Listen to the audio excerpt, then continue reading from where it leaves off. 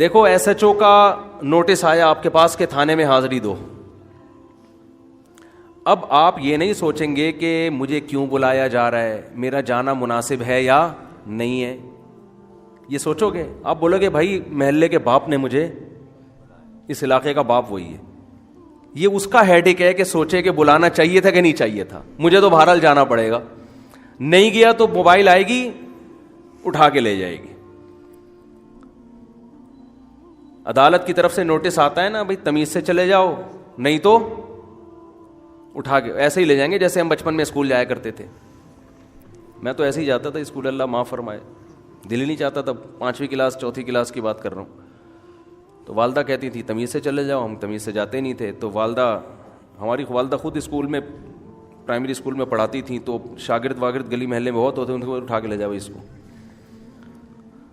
تو کئی دفعہ ایسے ہوئے, 2 بندوں نے ٹانگوں سے پکڑا, 2 نے ہاتھ سے پکڑا, اور جھولتے ہوئے اسکول ایسے پہنچے. الحمدللہ. اسکول میں جا کے الگ پٹتے تھے کہ لیٹ کیوں آ رہے ہو. پھر جب سیکنڈری اسکول میں گئے ہیں, وہاں بھی احقر کا یہی معمول تھا. احقر کیا سسٹم یہی چل رہا تھا. شرارتوں میں دل زیادہ لگتا ہے بچپن میں انسان کا. ہم کہہ یہ پتہ نہیں کدھر لے جا کے بٹھا دیا یار. تو اسکول میں جاتے ہی ہمارے جو پی ٹی ماسٹر تھے نا, وہ ڈنڈا لے کے کھڑے ہوئے ہوتے تھے. تو جیسے ہی ہم گئے تو ہم پوچھتے نہیں تھے, ہمیں پتا تھا پٹیں گے ہم. تو ہاتھ آگے کی, ایک مار کھائی, پھر یوں کیا, پھر دوسرا کھایا. جیسے اب تو دیکھنے کو یہ ترس گئے, یہ چیزیں ہیں ہی نہیں. یوں کھایا, پھر یہ ایسے ایسے ہاتھ کو مسلا, پھر یہ. ہم نے کہا جتنی دیر میں یہ والا تیار ہو جائے نا ہاتھ, اس کو مسلو. 5 6 8 10 ڈنڈے کھائے, نکل لیے. لیکن اللہ کا شکر ہے کبھی کسی استاذ کے بارے میں دل میں خیال نہیں آیا کہ ہمیں کیوں مارا, ہمیں کیوں ڈانٹا. آج کل تو یہ بچے ایسے برگر ٹائپ کے ہو گئے ہیں, ان کو ذرا سا 2 لفظ استاذ اونچی آواز سے کہہ دے تو یہ دل پہ لے جاتے ہیں. اور ماں باپ ان سے بڑے جاہل, وہ استاذ سے لڑنے کے لیے اسکول پہنچ جاتے ہیں. اپنے بچے کو اپنے ہاتھوں سے برباد کر رہے ہو. ٹیچر کو اگر کچھ کہنا بھی ہے تو سائڈ پہ لے جا کے الگ سے کہو, بچے کو کے سامنے نہ کہو. بچے کو کہو بھائی ٹیچر ہے, ادب کرو اس کا. اگر بچہ ٹیچر کا ادب کرے گا تو باپ کا پھر اس سے بھی زیادہ کرے گا. اور ٹیچر ہی کا ادب نہیں سکھایا اس کو تو باپ کا کہاں سے کرے گا. وہ کل ٹیچر کو بول رہا ہے, کل باپ کو بولے گا. وہ بس وہی تعلیم پیسہ کماؤ پوت بنانا ہے. کماؤ پوت, پیسہ کما, تو گدھے کا بچہ بن جا بے شک. مجھے پھر غصہ آنے لگتا ہے. انسان بنانے کی, انسان کی ویلیو ختم. پیسہ پیسہ پیسہ. باپ کہتا ہے میرا بیٹا پیسہ کما کے لائے, بے شک تو مجھ سے ادب سے بات نہ کرے. ماں کہتی ہے میرا بچہ بٹ کے بیٹی بھی, اب تو بیٹی بھی پیسہ کمائے. اتنا مسلط کر لیا خواہشات کو یار, کیا کر لے گا پیسہ کما کے. انسان نہ بنے, بس پیسہ کمائے. اور جو ہمارے موٹیویشنل اسپیکرز ہیں, سب کی بات نہیں کر رہا, زیادہ تر وہ بھی کامیابی کس کو قرار دے رہے ہیں؟ پیسے کو. میں نے اتنا بزنس کیسے کیا, میں نے اتنا پیسہ کیسے کمایا. اس نے دیکھو وہ 2 ٹکے کا آدمی نہیں تھا, اسٹرگل محنت کرتے کرتے آج وہ کہاں پر ہے. کیا ہو گیا, وہاں پر ہے, کل قبر میں جائے گا. یہ کون سی بات ہو گئی بھائی. آج وہ آپ سابق صدر کا مقابلہ کر سکتے ہیں؟ بولو بھائی, قارون سے آگے نکل سکتے ہو؟ تو چھوڑو. موسیٰ علیہ السلام تو پھر معاذ اللہ ناکام تھے, ان کے پاس پیسے ہی نہیں تھے. موسیٰ علیہ السلام کو فرعون جو سب سے بڑا تانا دیتا تھا وہ یہی تو دیتا تھا, میرے پاس پیسے ہیں, ان کے پاس پیسے نہیں ہیں. میرے ہاتھ میں سونے کے کنگن, ہادھِ الانہار تجری من تحتی, میرے محلات میں نہریں بہتی ہیں. اور یہ موسیٰ, اس کے پاس تو نہ سونا ہے نہ چاندی ہے, کچھ بھی نہیں. 10 سال تو بکریاں چرائی ہیں انہوں نے, تو ان کو رشتہ ملا ہے. 10 سال بکریاں چرائی ہیں تو ایک شادی ہوئی ہے ان کی. اتنے بھی پیسے نہیں ہے کہ مہر دے دیں. بکریاں چرانے پر راضی, اور جو بکریاں چرا رہا ہو وہ کہاں سے بڑا آدمی ہو سکتا ہے. یہ تانے کس کی طرف سے تھے؟ لیکن آج ہمیں پتا ہے کہ خدا کی نظر میں جو موسیٰ کلیم اللہ کا مقام تھا, فرعون اس کی خاک کو بھی نہیں پہنچا. بچوں کو پیسے کی محبت نہ سکھاؤ, اللہ کا واسطہ. بار بار پیسے کی بات نہ کرو ان کے سامنے. ہر وقت بزنس بزنس بزنس, پیسہ پیسہ. بچوں کو بتاؤ بیٹا دنیا مسافر خانہ ہے, ختم ہونے والی ہے, یہ قبر ہے, یہاں جانا ہے. کتنا کما لے گا, مرے گا ادھر ہی, جائے گا ادھر ہی. بہت مشکل ہے بھائی, کیا کریں. جب یہ بات خود سمجھ میں آئے گی تو بچے کو سمجھاؤ گے نا. خود ہی سمجھ میں نہیں آ رہی, بچے کو کہاں سے سمجھائیں گے. بچوں کو غریب علاقوں میں لے جایا کریں, جھگیاں دکھایا کریں, بیٹا یہ زندگی بھی ہے, یہ زندگی بھی ہے, پتے ابال ابال کے کھا رہے ہیں, یہ شکر ادا کرو. میں تو حیران ہوتا ہوں, بعض مالداروں کے عجیب عجیب حالات سامنے آتے ہیں کہ میں تو حیران ہوتا ہوں, یہ باپ کا ظرف ہے, برداشت کیسے کر رہا ہے ایسی اولاد کو. بیٹا زندگی میں ابا کی جائیداد پہ نظر رکھ کے بیٹھا ہوا ہے, ابا کو اس لیے شادی نہیں کرنے دے رہے کہ 8واں حصہ ادھر نہ چلا جائے. ابے تو گدھا ہے یار, تو انسان ہے, گدھا ہے, یہ تیرا مال تھوڑی ہے, تو تیرے باپ کا مال ہے. چلو ایک آدمی اپنے ابا کو دوسری نہ کرنے دے کہ میں اپنی اماں پہ سوکن برداشت نہیں کرتا, یہ بات سمجھ میں آتی ہے. یار میری اماں کو تکلیف ہوگی, ابا مجھے جیسے مجھے آپ کے آنسو نہیں دیکھے جاتے, میں اپنی اماں کے آنسو بھی, یہ اس کی کچھ لاجک بنتی ہے. ابا کا خرچہ ادھر چلا جائے گا, تم نے تو گدھے پالے ہوئے ہیں یار, تم تو اولاد تو تم نے پالی بھی نہیں ہے. تم نے اتنا کھلا پلا کے بھی یہ پروڈکٹ ہے تمہاری.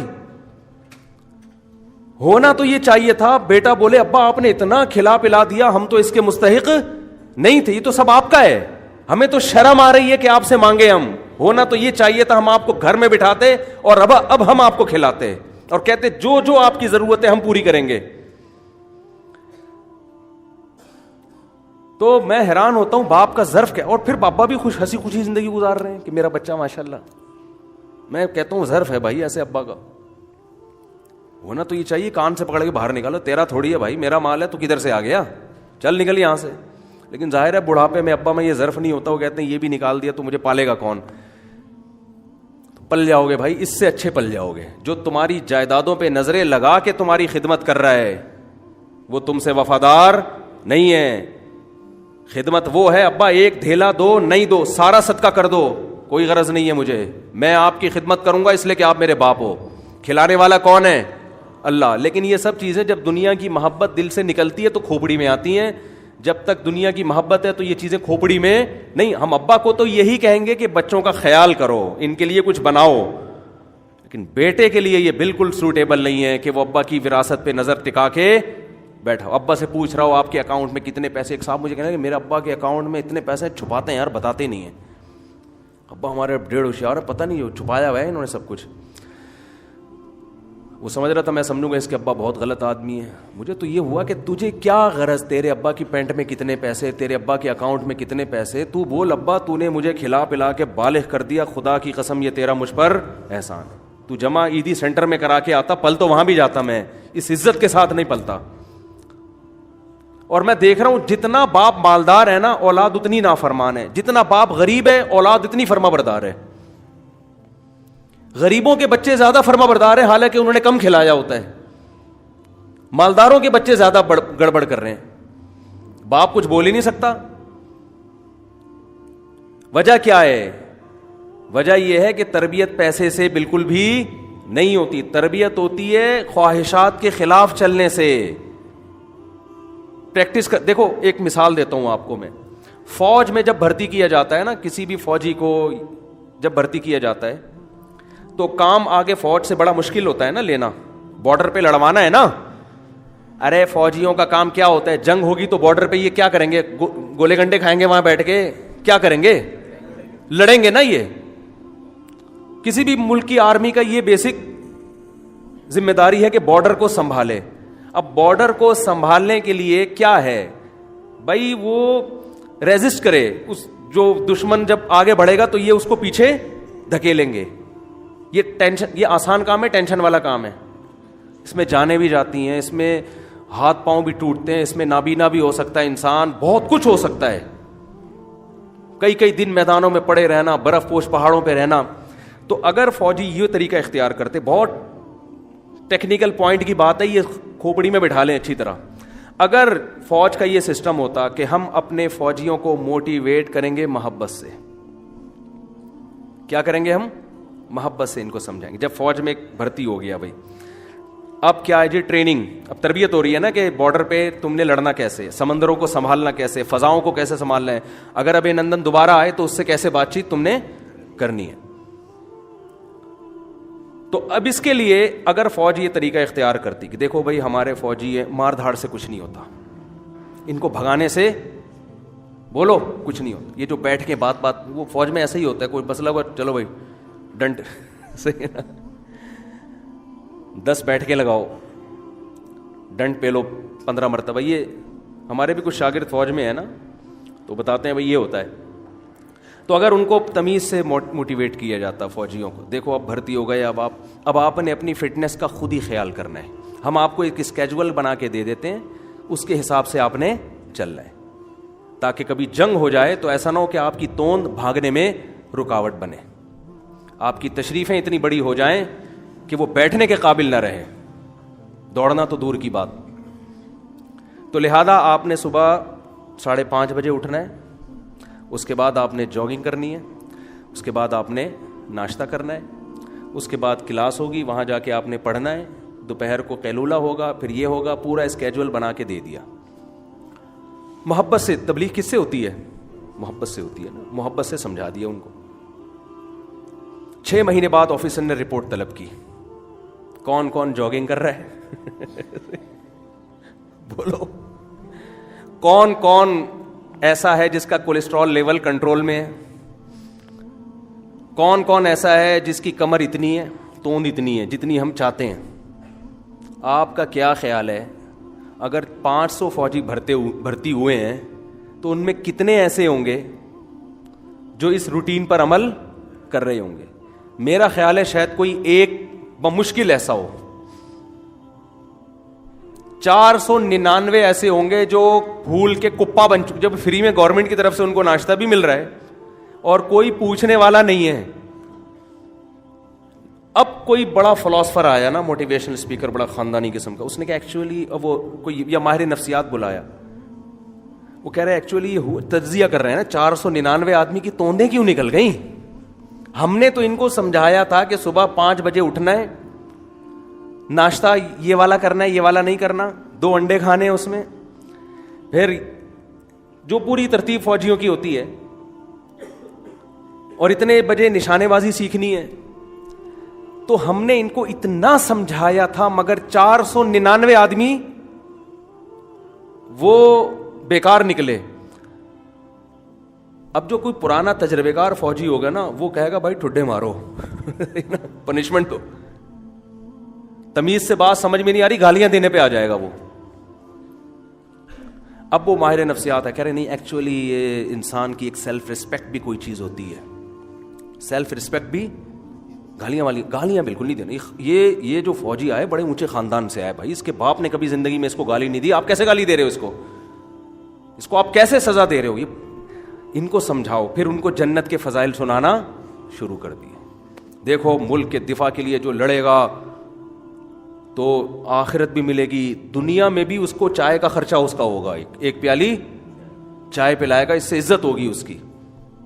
کس کو پلائے گا سب کو پتا ہے. تو ایک دودھ پتی وہ ہوتی ہے جو رشتے والوں کو پلائی جاتی ہے، آپ کے گھر آئے ہوئے ہیں رشتہ لینے کے لیے. ایک دودھ پتی وہ ہوتی ہے جو پائلٹ کو پلائی جاتی ہے.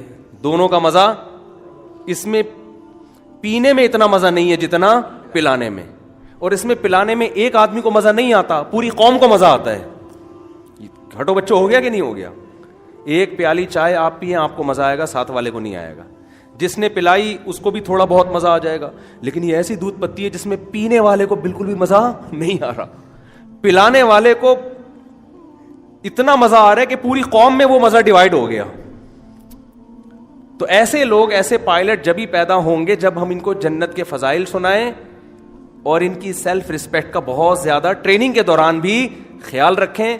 اگلے 6 مہینے کا ماہر نفسیات نے کہا آپ مجھے موقع دیں، میں ان کو سمجھاؤں گا، انشاءاللہ یہ اس سے اچھے بن کے دکھائیں گے. کسی کا باپ بھی نہیں بنا سکتا. تو دنیا میں کسی ملک کی آرمی میں یہ اصول ہی نہیں ہے. ان کا اصول یہ ہے، فوجیوں کا جو اصول ہے، جو ہمیں ٹوٹا پھوٹا پتا ہے، بھئی یہ آپ کا اسکیجول ہے، یہ آپ نے صبح، تمہارے باپ نے بھی صبح 4 بجے بات یہاں سے شروع ہوتی ہے. ٹھیک ہے، صحیح ہے نا؟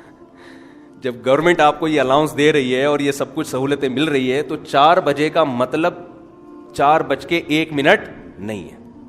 میرے والد صاحب بھی نیوی میں تھے نا, تو آخری عمر تک وہ اپنے ٹائم پہ اٹھنا, ٹائم پہ سونا. 63 سال کی عمر میں ان کا معمول تھا تہجد پڑھی, تلاوت کی, دعا مانگی, اس کے بعد ایکسرسائز. 63 سال کی عمر میں بھی. اور آج آپ دیکھو جوان لوگ, پولیس آتی ہے ان کو اٹھانے کے لیے کہ بھائی اڑ جا, 1 بج رہا ہے, اڑ جا. ہمارے یہاں کراچی میں ایک صاحب نے بھی جلدی ناشتہ شروع کیا میرے بیان سن کے 11 بجے, تو وہ ورنہ صبح 2 بجے ناشتہ کرتے تھے وہ. تو وجہ کیا ہے بھائی؟ صرف بتا دینا کافی نہیں ہے, تربیت, ہر فیلڈ میں تربیت کی ضرورت ہے, ہر فیلڈ میں.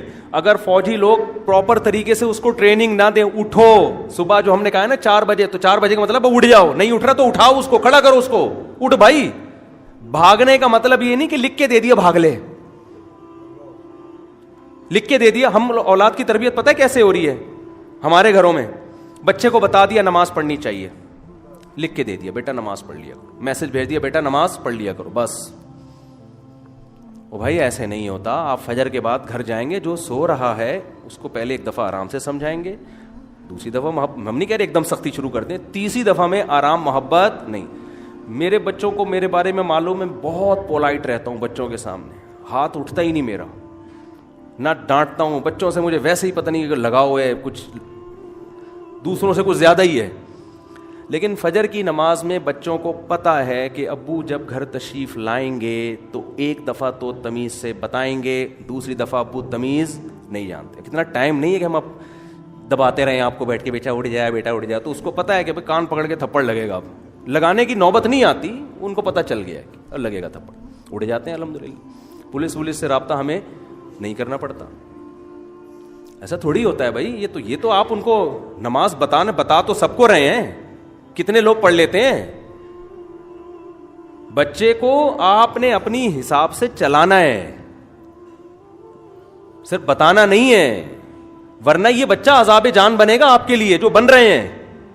بچوں کی ہر چیز کا خیال تو کر رہے ہیں, ان پہ ذمہ داریاں نہیں ڈال رہے.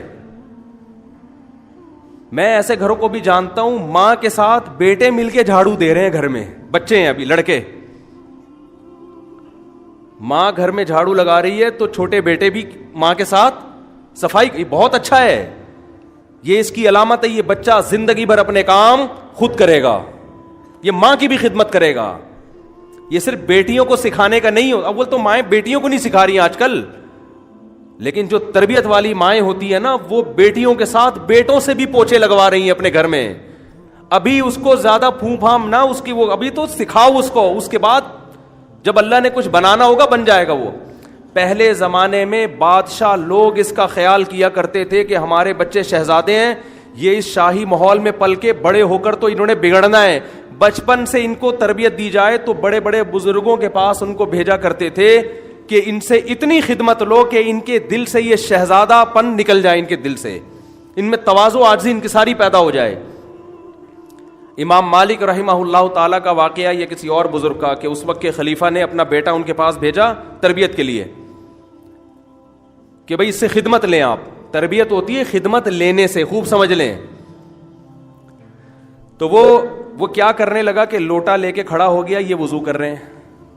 تو اس بادشاہ نے کہا کہ حضرت آپ میرے بیٹے کو بگاڑ رہے ہیں, آپ اس کی تربیت نہیں کر رہے. ہونا یہ چاہیے کہ لوٹے سے پانی بھی آپ کے پاؤں پہ یہ ڈالے اور پاؤں کو دھوئے بھی یہ. تو پہلے تو بعض بادشاہوں کو اس کا خیال ہوتا تھا کہ ہم نے اپنی اولاد کو ادب سکھانا ہے. آپ بتاؤ یہ شہزادہ بڑا ہو کر باپ کے خلاف بغاوت کرے گا؟ اس میں تکبر پیدا ہوگا. تو یہ کروانا پڑتا ہے. آج گھروں کے اندر مہمان آئے ہوئے, بچہ کچھ 1 گلاس پانی نہیں لے کے آتا, باپ خود اٹھ کے جا رہا ہے, پانی بھی لے کر آ رہا ہے, خود اٹھ کے جا رہا ہے, ہر خدمت. اور وہ یہ سمجھتا ہے کہ اس سے بچے کی نظر میں میرا امیج بہت بڑا ہو جائے گا کہ میرے ابا اتنے اچھے ابا ہیں کہ وہ سارے کام خود کرتے ہیں, مجھ سے کوئی کام نہیں لیتے. ہزاروں میں کوئی ایک بچہ ایسا ہوگا جس کی نظر میں ایسا امیج بنے گا. 999 بچے ایسے ہوں گے جو بگڑ جائیں گے. وہ کہیں گے ابا ہے ہی خان سامہ, ابا کو خدا نے پیدا کس کام کے لیے کیا ہے کہ مجھے کھلائے بھی اور میری خدمت بھی کرے. نہیں آ رہی میرا خیال ہے, رہنے تو پھر ایسے ہی چلتے ہیں. تو تربیت کرنی پڑتی ہے, ٹریننگ کرنی پڑتی ہے. ہم مدرسے میں گئے ہیں 8 سال, میں کوئی فخر سے نہیں کہہ رہا, میں نے واش روم جو فلش ہے نا, فلش الحمدللہ اپنے ہاتھ سے صاف کیا ہے, فلش.